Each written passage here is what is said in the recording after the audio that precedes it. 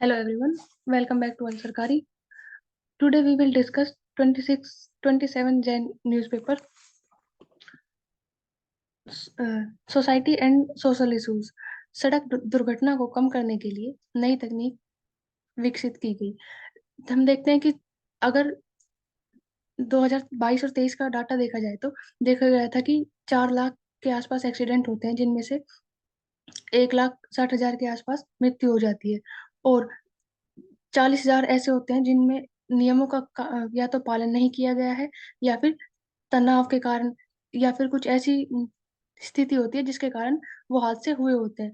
तो उन परिस्थितियों को सुलझाने के लिए आईआईटी जोधपुर द्वारा एक तकनीक विकसित की गई है, जिसमें NORM नेवल मैक आधारित परिमाणीकरण योजना का इस्तेमाल किया जाएगा, जिसको इंटरनेट ऑफ व्हीकल के माध्यम से किस तरह से जो जितने भी व्हीकल्स हैं उनको चलाया जा रहा है, उनके नेटवर्किंग के माध्यम से उनके अध्ययन किया जाएगा और यह जाना जाएगा कि किस तरह से कौन किस वाहन के द्वारा एक्सीडेंट हो सकता है, उसको सतर्क किया जाएगा, रोका जाएगा, चेतावनी दी जाएगी या फिर उनके ऊपर जुर्माना लगाया जाएगा, ताकि जो हादसे हैं वो ना हो, उनको सही किया जा सके। तो इंटरनेट ऑफ व्हीकल्स नेटवर्किंग आधारित तकनीक का प्रयोग किया जाएगा उसके लिए।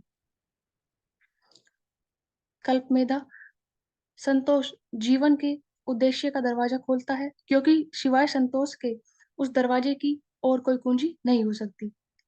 खलील जिब्रान। जब हम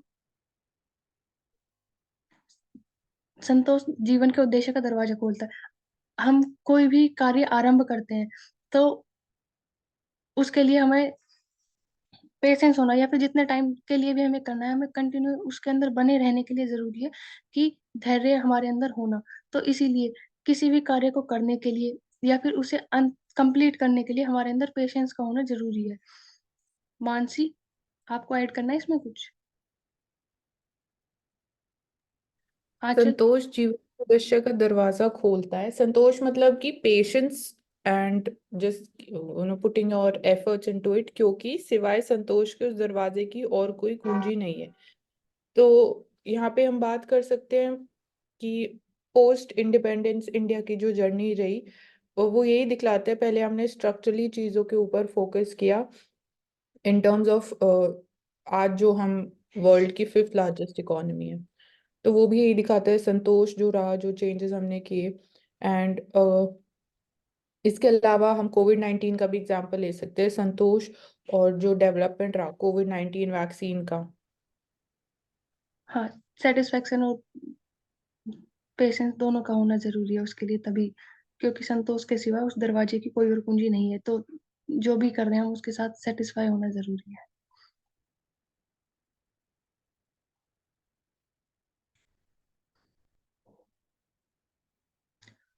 महाभारत का जिक्र करते हुए अदालत ने कहा, पिता का स्थान स्वर्ग से ऊंचा है। जब हम सोसाइटी की बात करते हैं तो हम देखते हैं कल्चर से जुड़ाव महसूस करते हैं, किस तरह से जो महाभारत रामायण या फिर और भी पुराने ग्रंथ हैं उनमें देखा गया है कि माता पिता और गुरु को सबसे ऊंचा स्थान दिया गया है। तो उसी के रिगार्डिंग देखते हैं कि जो न्यायमूर्ति सुभाष चंद्र थे उन्होंने कहा था कि जिस टाइम युधिष्ठिर बात करता है, उल्लेख करता है, यक्ष से वर्णन होता है महाभारत में, वहां उन्होंने इस बात को कहा गया है। तो देखा जा सकता है कि किस तरह से कल्चर बेसिस पे भी जो वैल्यूज है वो ट्रांसफर होती है।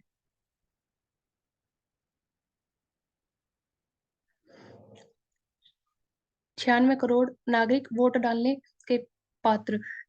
जब हम वोट के अधिकार की बात करते हैं, मतदान का अधिकार के लिए सिर्फ एक ही क्राइटेरिया रखा गया है कि 18 साल की उम्र हो। तो जब हम 1951 की बात करते हैं तो उस टाइम पे 17.32 करोड़ पंजीकृत मतदाता थे, लेकिन जब हम आज की बात करते हैं तो आज हम देखते हैं कि 91.20 करोड़ मतदाता हैं, जो कि 67% बढ़ा है। मतदान जो कि हमें यह बताता है कि किस तरह से हम अपने जीवन में या समाज में परिवर्तन ला सकते हैं, तो उसका सही उपयोग होना और उसके बारे में जागरूकता होना जरूरी है, ताकि चीजों को बदला जा सके और व्यक्ति का जो अधिकार है उसके बारे में उसे जागरूक किया जा सके कि किस तरह से वह मतदान का प्रयोग कर कर अपनी और अन्य व्यक्तियों की जीवन में परिवर्तन ला सकता है। तो उसको देखा जा सकता है कि 47 करोड़ महिलाएं भी कर सकेगी मतदान।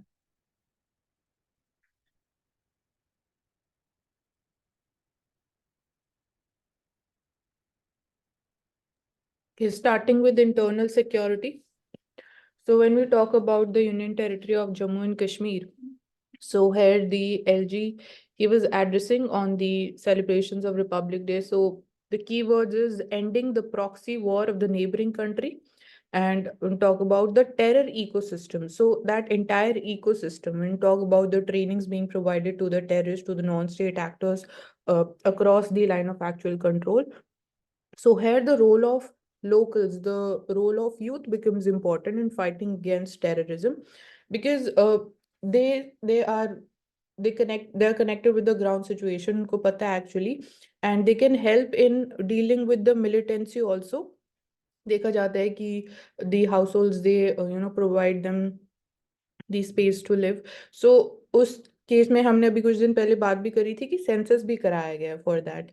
सो that is one thing. And then यहाँ पे अगर हम कुछ और कीवर्ड्स देखें तो सस्टेनेबल डेवलपमेंट के लिए society has to be united, it has to be courageous, and it has to be disciplined to maintain law and order situation.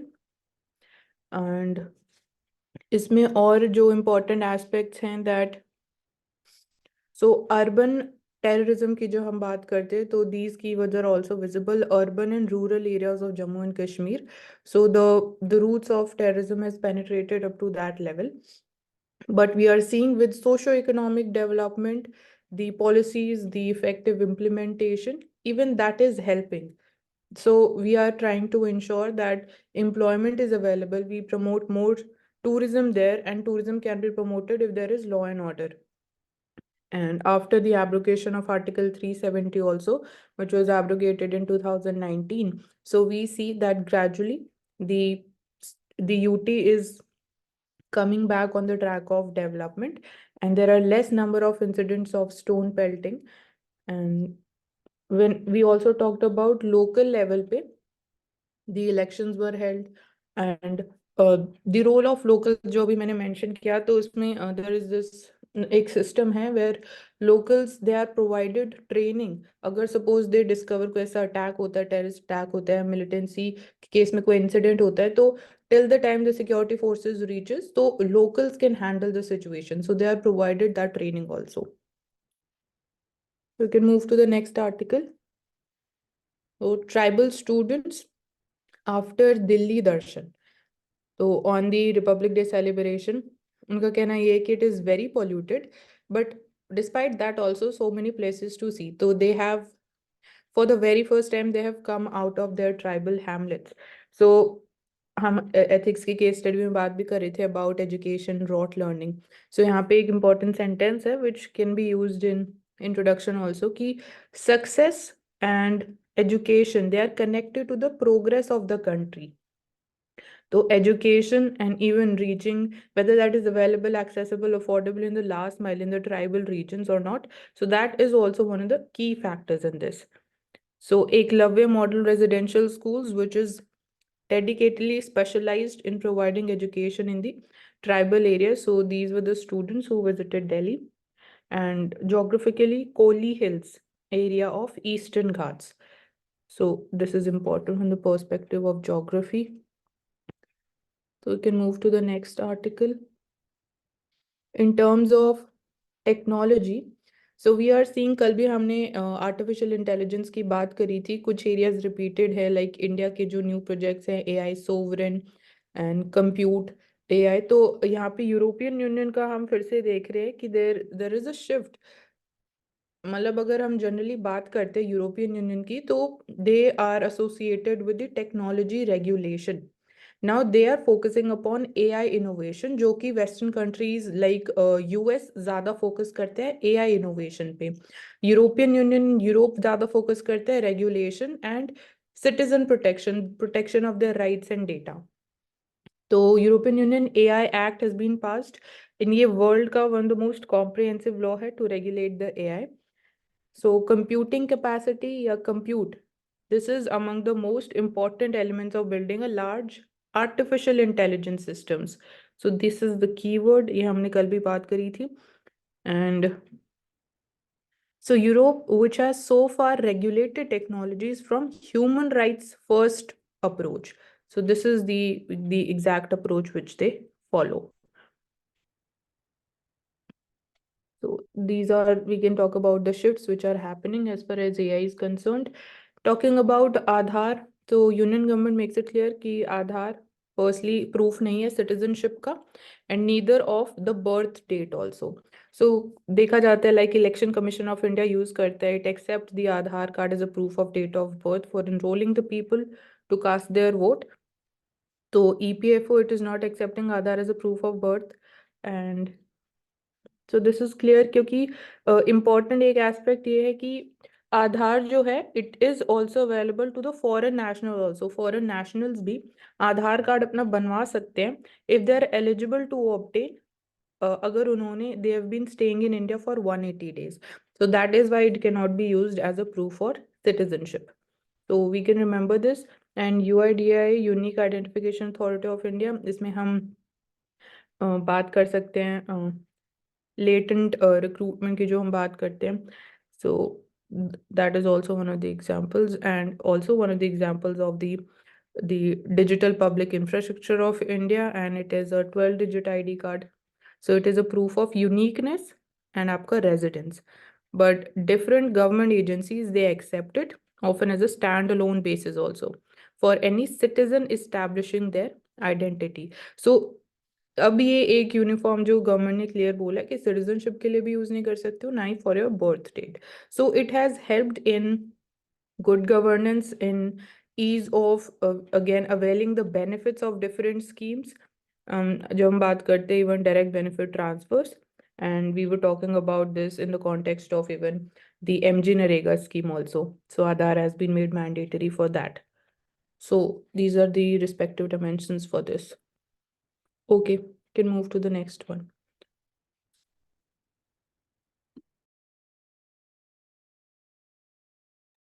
So it is talking about 6 workers killed in fire inside the Nagaland rat hole coal mine.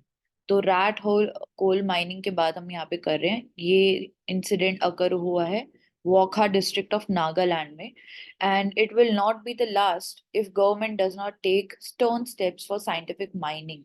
तो यहाँ पे NGT ने भी rat hole mining को ban किया था on the same terms कि unscientific है एंड अनसेफ है फॉर द वर्कर्स, बट उसके बाद भी प्रैक्टिस की जाती है एंड प्रेविलेंट है मेघालय में, एंड जैसा कि हम यहाँ पे देख रहे हैं नागालैंड में भी. And preemptive steps so that proper guidelines are followed and coal is extracted scientifically for scientifically causing minimum damage to the environment and also to the labor that is involved. Land in Nagaland is either owned by the community or individuals and the government and has no control over the minerals and natural resources. So यहाँ पे यही बोल रहे हैं कि जो government होती है उसके ऊपर उसके पास कंट्रोल नहीं है मिनरल्स के ऊपर, and the community and the individuals own it. In the larger perspective, I'm asking. First of all, rat hole mining is prevalent in northeast part of India. Why? Because the custom and tradition of the people gives them the right over the land and the forest. जैसे forest right act 2006 के अंदर में उन्हें provision मिला है कि with respect to the mining activities they has to and also the MMDR, Mines and Minerals Regulation Act 2015. Under that, the respective mining companies should give the tribals adequate share of the mining profit. तो इसीलिए जब वो नहीं मिलता है तो खुद से आके माइनिंग करते हैं, राइट होल माइनिंग, और ये पहले से आते आ रहा, कुछ नया नहीं है. इसको कैसे रोक सकते हैं? एंड ऑल्सो जैसे इसमें तो हमने देखा कि अनसाइंटिफिक है, तो इसका हम इन्वायरमेंट या इकोलॉजी पे भी इम्पैक्ट देख सकते हैं. मेघालय में जैसा हुआ था, जो कोपिली रिवर है जो कि मेघालय और असम में फ्लो करती है, वो एसिडिक हो गई थी रैट होल माइनिंग की वजह से, उसका जो वाटर था. You can continue. कैसे इसको रोक सकते हैं राइट होल माइनिंग को? First of all, alternative forms of employment should be given to the local people. Second would be scientific measures should be incorporated for the right hole mining. Small private sector SPV can be created for the mining sector. अगर आपको mining ही करना है तो cooperative mining कर सकते हो जो वहां पर with the shareholder of the local government. And apart from that, large mining companies should promote the reservation for the jobs of the local people. All these steps can be taken to control the rat hole mining, क्योंकि वो harmful है, unscientific method है, ऐसा बोला. Continue. Okay, so next one is air quality in Delhi and stricter curbs on hold for now. तो यहाँ पे हम देख रहे हैं कि बार बार दिल्ली में होता है कि हम कंस्ट्रक्शन को बैन कर देते हैं एंड शॉर्ट टर्म स्टेप्स हम लेते हैं जो फॉगी कंडीशंस हैं या फिर लोकल सोर्सेज ऑफ पोल्यूटेंट्स को कंट्रोल करने के लिए. तो यहाँ पे इम्पोर्टेंट रोल हो जाता है commission for air quality management का. अगर हम इस बॉडी की बात करें तो if you would like to add anything regarding this about Commission for Air Quality Commission Management. for Air Quality Management. It is a statutory body made under 2021. Mansi को check exactly उसी date में हुआ था. It is a body to maintain and regulate the air quality in the region of Haryana, Uttar Pradesh, Delhi, even Rajasthan and Punjab. और GRAP principle जो है, Graded Response Action Plan, it also enforces that principle. When the air quality reduces, air pollution increases to more than 400-500 ppm. तो उनका एक Commission for Air Quality Management statutory body. Yes, ये it was And formed in जो August 2021. 21. Act क्या नाम था इसका? EP under I which think act? नहीं, एक अलग मिनट. से एक्ट बना था इसका. Environment Pollution Prevention and Control. Okay, no, there is some other act. I'm looking for the act. You can continue until then. And इसकी अगर powers की हम बात करते हैं तो इसका जो इस कमीशन का जो रिजल्ट होता है या जो डिसीजन होता है वो किसी भी दूसरी जो बॉडी है उसके डिसीजन को सुपरसीड करता है on the matter of air pollution. तो ये भी इम्पोर्टेंट हो जाता है. So act is National Capital Region and Adjoining Areas Act 2021. So regarding NCR जो आप बोल रहे थे ईपीसीए वाले, it was not a statutory body. इसको रिप्लेस किया गया by the new CAQ. Okay. So in the next one we are talking about emerging voices in the arts ecosystem. तो यहाँ पे हम देख रहे हैं कि जो आर्ट इकोसिस्टम है इंडिया में वो ऑन ग्रोथ है एंड वो एक अच्छी बात है इंडिया के लिए. एंड यहाँ पे हम कुछ आर्टिस्ट की बात कर रहे हैं. If you can scroll down. Place and people को कैसे हम शोकेस कर रहे हैं अपने आर्ट के through. Zahra Yazdani and Mayur Tushar Vaida uses the approach of, ये clearly visible ही नहीं है, water scarcity and concerns of sustainability and climate change को अपने आर्ट के थ्रू दिखाते हैं. उसके इसमें बाद इंपॉर्टेंट वर्ड है yes, Warli painting, Maharashtra. yes, worldly painting. Folk medium of worldly painting, they represent that type of local custom, language or tradition through the worldly painting. So Kaushik, worldly painting is done on the cave walls or it is on a piece of cloth or a paper? Piece of cloth. Okay. Walls पे भी की जाती है Worli wall painting. से भी किया जाता है, हाँ ट्रू. जरूरी नहीं कि इसी पे होगा. एंड महाराष्ट्र का है ना. और जीआई टैग भी मिला है उन्हें. ओके. मैं देख यहाँ रहा पे हूँ जीआई टैग. हाँ. बात यस, यहाँ बात हो रही है rare golden tiger that was snapped in Kaziranga. तो काजीरंगा असम में काजीरंगा नेशनल पार्क है. ये इंडिया की ओनली मिक्स्ड साइट है if I am not wrong. And यहाँ पे जो हम पिक्चर में भी देख सकते हैं गोल्डन टाइगर जिसको फोटोग्राफ किया गया है. बेसिकली इसका गोल्डन कलर जेनेटिक वेरिएशन और म्यूटेशन की वजह से है. एंड अगर हम टाइगर में बात करते हैं तो 3 कलर्स हमें मिलते हैं, ब्लैक, ऑरेंज एंड व्हाइट. आपने जो बोला मिक्स साइट है, मिक्स साइट काजीरंगा नहीं कंचनजंगा है. Kanchenjunga. Okay. Okay, we can move forward. इसमें क्वेश्चन पूछना है कि जो ब्लैक टाइगर है, ब्लैक वाइट और जो गोल्डन टाइगर होते हैं, दोनों डिफरेंट स्पीसीज है कि सेम स्पीसीज है, या सब स्पीसीज में डिफरेंट है? आई अगर थिंक ऐसे स्टेटमेंट आया तो डिफरेंट होगा स्पीशीज तो। सेम है। सेम है। हाँ, और ये तो गलत सेम होगा, हुआ था पिछले बार हम लोग। म्यूटेशन सेम कैसे इसमें बोल सेम है सकते हैं? स्पीसीज। सेम स्पीसीज है, पिगमेंटेशन अलग है ना सर। जैसे जिस अगर फॉर एग्जांपल कोई अफ्रीकन में कोई लोग है, मैं हूँ यहाँ पर, हम लोग यहाँ पर है यूएस में, सब तो सेम स्पीसीज है, होमोसेपियंस। पिगमेंटेशन अलग अलग है वैसे ही। ठीक है। Tiger continue. ब्लैक टाइगर्स हम बोल सकते हैं कि बंगाल टाइगर जो है उसी का ही रेयर कलर वेरिएंट है। Okay, so the next one is Krutrim is the first becomes the first 1 billion dollar Indian AI startup. It was founded by Bhavish Agarwal and also gained the unicorn status after securing $50 million in funding.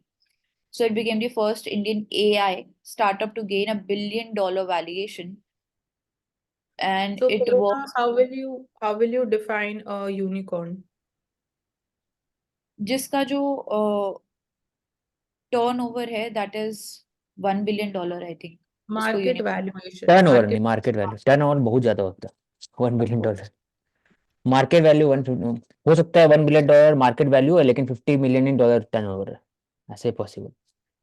Okay, तो ये जो भावेश अग्रवाल है, he is the CEO of Ola. तो उन्होंने invest किया था alternative to the OpenAI, ChatGPT, कि India में एक एफिशिएंट बनना चाहिए, सेल्फ रिलायंस होना चाहिए with respect to ChatGPT platform. तो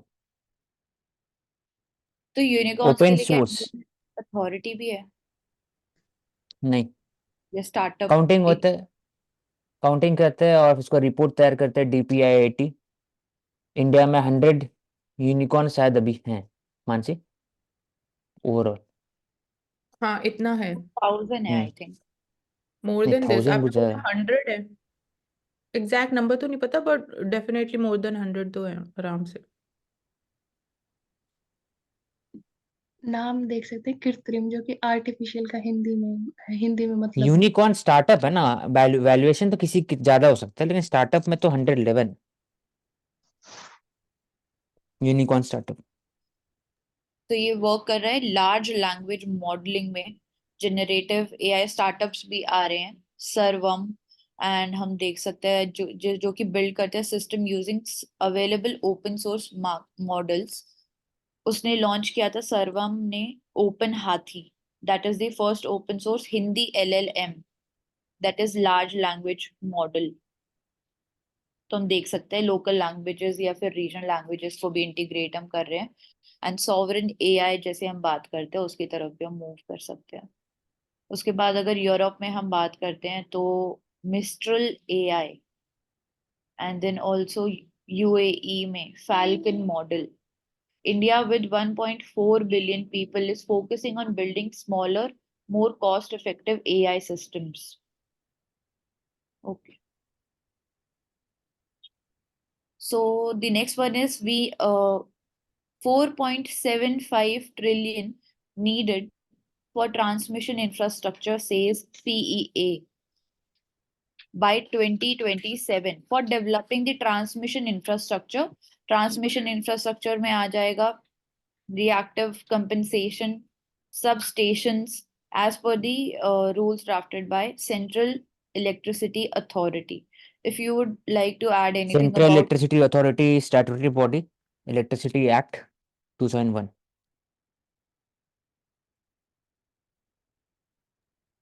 and India aims to नहीं, increase its इलेक्ट्रिसिटी एक्ट 2003 है। 2003. For development of the electricity system and advices the government on the policy matters. कैसे grid standard होना चाहिए, installation कैसे किया जाना चाहिए। It is under the Electricity Supply Act 1948. which has been superseded by Electricity Act 2003. और ये power sector के अंदर में आते हैं। स्टार्ट होती बोल ठीक है, continue. And India aims to increase its non-fossil fuel-based electricity generation capacity by 500 gigawatt by 2030. तो यहाँ पे हम बात कर सकते हैं इंटरस्टेट ट्रांसमिशन सिस्टम की। इंटरस्टेट ट्रांसमिशन सिस्टम में अगर हम लूप होल्स की बात करें तो आप कोई लूप होल आइडेंटिफाई कर सकते हो? जैसे interstate transmission loophole, debt yes, crisis under the जो डिस्ट्रीब्यूशन कंपनीज, इंटरस्टेट लॉसेस। फिर बात करते हैं theft of the electricity by the locals, इसके कारण चार्जेस बढ़ जाते हैं और रेवेन्यू कम हो जाता है पावर सेक्टर में। इंटरस्टेट ट्रांसमिशन सिस्टम में और losses due to the substandard use of transformer और सप्लाई चेन, इसके कारण भी एक प्रॉब्लम है। और heavy dependent on the Chinese का क्या रोल इक्विपमेंट, हो?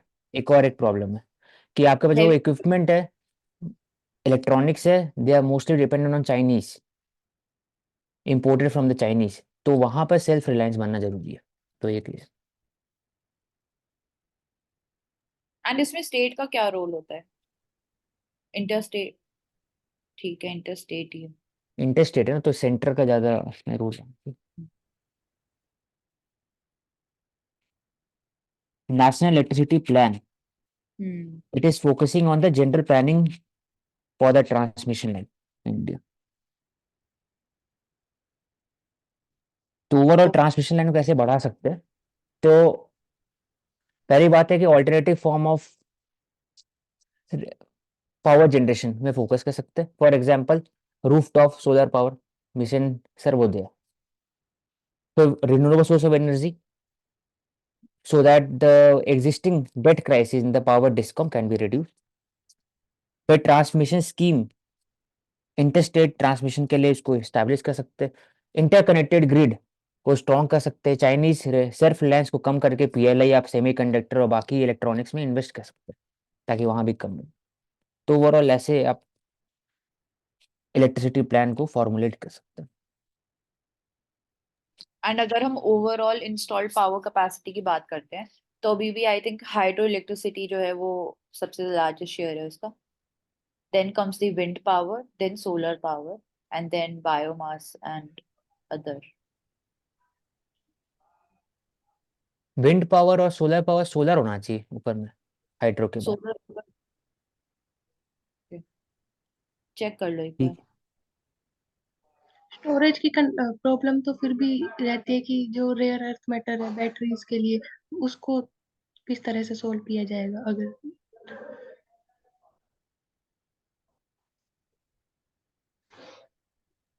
क्या क्या बोल रहे क्वेश्चन क्या थे? था दिव्या? स्टोरेज, जैसे इलेक्ट्रिसिटी स्टोरेज की प्रॉब्लम देखने के लिए मिलती है ना, कि अगर शिफ्ट करते हैं जैसे सोलर पैनल्स पर भी, तो भी वो 24 घंटे अवेलेबल नहीं हो सकते, तो स्टोरेज की प्रॉब्लम होती है। उसके लिए रेयर अर्थ मेटल चाहिए, जिसके रिगार्डिंग हमने कल भी डिस्कस किया था कि वेस्टर्न ऑस्ट्रेलिया में इन्वेस्ट किया जा सकता है क्योंकि वहां पर रेयर अर्थ मेटल है।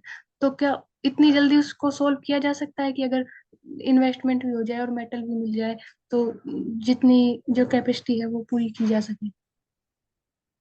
जहां तक आपका कहना है स्टोरेज में, तो दो तरीके से किया जा रहा है। फर्स्ट है कि आप सेल्फ रिलायंस बने बैटरी मेकिंग सिस्टम में। सेकंड, आप डाइवर्सिफाई करिए पावर जनरेशन में। सिर्फ सोलर पर डिपेंडेंसी होना जरूरी नहीं है, आप विंड में, न्यूक्लियर में और फिर हाइड्रो पावर में इन्वेस्ट करेंगे। तो ये दो तरीका अभी के लिए। और अगर इंडिया का बात नहीं किया, अगर यूएस का बात किया, तो और भी तरीका अपनाया जा रहा है इन स्टोरेज। फर्स्ट ऑफ ऑल, पहला है सैंड को यूज किया जा रहा है फॉर स्टोरेज। सैंड को हीट किया जाता है और फिर धीरे धीरे 24/7 में सैंड जब हीट लॉस करते हैं तो उससे फिर हीट टू पावर जनरेशन होता है। दूसरा, लिफ्ट इरिगेशन का कॉन्सेप्ट आता है कि आप पानी को, आप वाटर को सप्लाई करके ऊपर स्टोरेज कर दिए सुबह, और जब रात में जब नहीं होगा तो वाटर जब सप्लाई नीचे होंगे तो वो अपना टरबाइन घूमेंगे और फिर इलेक्ट्रिसिटी प्रोड्यूस करेंगे। तो दो और भी तरीका और है सॉल्व करने और का। तो ये तो आई थिंक एक कौशिक आपने बोलो। शॉर्ट टर्म हाँ। स्टोरेज की बात करी ना, सैंड हम्म। और जो ग्रेविटी वाली बात की, तो शॉर्ट टर्म हो गया। लॉन्ग टर्म में जो दिव्या बोल रही है, बैटरी स्टोरेज स्कीम भी जो गवर्नमेंट ने लॉन्च करी है, तो अगर दिव्या जो आप बोल रहे हो कि इनफ इंफ्रास्ट्रक्चर अगर हमारे पास होगा, इनफ बैटरीज हम बना पाएंगे, तो जितना हमारे पास सरप्लस है सोलर एनर्जी का वो हम स्टोर कर पाएंगे। वो तो टाइम फ्रेम, टाइम पीरियड की बात है। लेकिन उसमें एक और एक चैलेंज उठता है जो दिव्या ने कहा कि क्या वो एडिक्वेट अमाउंट में है हाँ, अभी रेयर अर्थ एडिक्वेट मटेरियल। में नहीं, वही क्रिटिकल मिनरल्स जो रेयर अर्थ मिनरल्स है वो रिक्वायर्ड है, रॉ मटेरियल्स है। और क्या वही रॉक रिक्वायर्ड जो है वही एडिक्वेट अमाउंट में है अर्थ में ओवरऑल। तो इसलिए फिर मैंने बोला कि डाइवर्सिफाई करना जरूरी है। सोलर में अभी डिपेंडेंसी नहीं हो सकता, मैं 24/7 है नहीं, जैसे उनका कहना था। सुबह रात में लेकिन नहीं हो सकता, अर्थ सुबह ही हो में सकता। एडिक्वेट अमाउंट में तो है, बट अगेन चैलेंज उसको रेयर अर्थ इसलिए बोलते हैं, उसको एक्सट्रैक्ट करना डिफिकल्ट है। रेयर इसलिए नहीं कि उसकी क्वांटिटी कम है। अर्थ में एडिकेट अमाउंट भी कैसे बोल सकते हैं? वो तो ह्यूमन की नीड के ऊपर है ना, वो अपने अकॉर्डिंग यूज करे। अगर किसी भी, वो तो फॉसिल फ्यूल्स का भी बिना किसी लिमिट के यूज किया जाएगा, वो भी खत्म हो जाएंगे।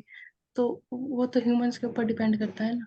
वो उस चीज की बात नहीं कर रही थी मैं तो वो बोल रही थी हाँ, कि अगर लॉन्ग टर्म पर्सपेक्टिव से ठीक है। तो डाइवर्सिफाई करने के लिए हम दूसरे एनर्जी सोर्सेस पे भी जा सकते हैं क्या? जैसे थर्मल एनर्जी है, जाहिर तो है। उस, हाँ इंडिया जाहिर। Establishing new power plant, coal based power plant, कल ही पढ़े, कोल गैसिफिकेशन और new coal based power plant, CBS कुछ था। Continue next. Move forward. Rajasthan governor announces formation of Economic Revival Task Force. So, Economic Revival Task Force, it will help to build a robust economic infrastructure for the future and ensure the state's sustainable and holistic development. For the ease of doing model also, it will pave a way for economic growth. Antyodaya concept. क्या होता है ये concept? Antyodaya concept. अंत तक पहुंचाना चाहिए आपका जो भी स्कीम्स है। जो इम्प्लीमेंट कर रहे हैं। दिव्या। हाँ वही बोला ना, हाँ अंत्योदय। कि हर जन तक पहुंचना चाहिए, सबको इंक्लूड करके चलना चाहिए, ST SC OBC women transgender etcetera. अंत मैं ऐसे याद करता हूँ, लास्ट माइल कनेक्टिविटी अंत, सबको लेके चलने में आचरण करना, इंटीग्रल ह्यूमनिज्म। तो ओवरऑल इसमें कमेंट कर सकते हैं कि with successive formation of new government, each government tries to implement their own vision and manifesto that have been promised during the election. और regarding the governor Kalraj Mishra ji, he hosted the flag on a Republic Day. तो उन्होंने कहा कि the Chief Minister Bhajan Lal Sharma and his government is trying to implement the scheme for making robust economic infrastructure for the future और sustainable holistic development के लिए। तो राजस्थान में क्या कैसे प्रमोट कर सकते हैं राजस्थान को? टूरिज्म बेस्ड इंडस्ट्री वहाँ प्रमोट कर सकते हैं, solar based, state specific solar system को प्रमोट कर सकते हैं राजस्थान में। थर्ड वुड बी एंड जैसे कोटा एजुकेशन हब है, तो एजुकेशन एजुकेशन। हो गया। ट्रू। थर्ड वो हो गया एजुकेशन के स्पेसिफिक, राजस्थान इंपॉर्टेंट है। तो अभी 3 आ रहा, आपको कुछ ऐड करना?